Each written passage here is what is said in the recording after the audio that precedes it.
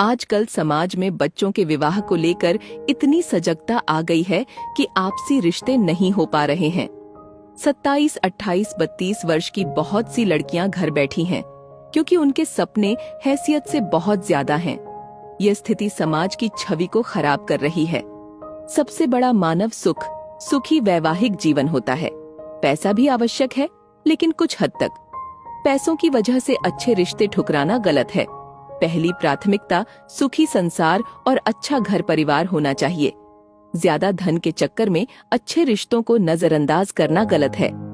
संपत्ति खरीदी जा सकती है, लेकिन गुण नहीं। 30 की उम्र के बाद विवाह नहीं होता, समझौता होता है और मेडिकल स्थिति से भी इसमें बहुत सी समस्याएं उत्पन्न होती हैं। आज इससे भी बुरी स्थिति कुंडली मिलान के कारण हो गई है। हम अच्छे लड़के और घर के होने के बावजूद कुंडली की वजह से रिश्ते छोड़ देते हैं। 36 में से 20 या फिर 36 के 36 गुण मिलने पर भी जीवन में तकलीफें हो रही हैं, क्योंकि हमने लड़के के गुण नहीं देखे। बेटी के रिश्ते के लिए लड़के में 24 कैरेट का सोना खरीदने जाते हैं और 4-5 साल व्यतीत हो जाते हैं। उच्च शिक्षा या जॉब के नाम पर भी समय व्यतीत कर देते हैं। लड़के देखने का अंदाज भी समय व्यतीत का अनोखा उदाहरण हो गया है।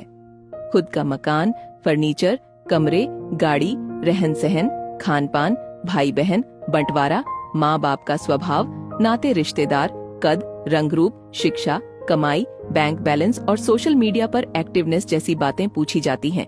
हालात ऐसे हैं कि माँ बाप की नींद 30 की उम्र पर खुलती है। फिर 4-5 साल की दौड़ धूप बच्चों की जवानी को बर्बाद कर देती है। इस वजह से अच्छे रिश्ते हाथ से निकल जाते हैं और माँ बाप अपने ही बच्चों के सपनों को चूर चूर कर देते हैं। एक समय था जब खानदान देखकर रिश्ते होते थे, जो लंबे भी निभते थे। समधी समधन में मान मनुहार थी, सुख दुख में साथ था, रिश्तों की अहमियत का एहसास था।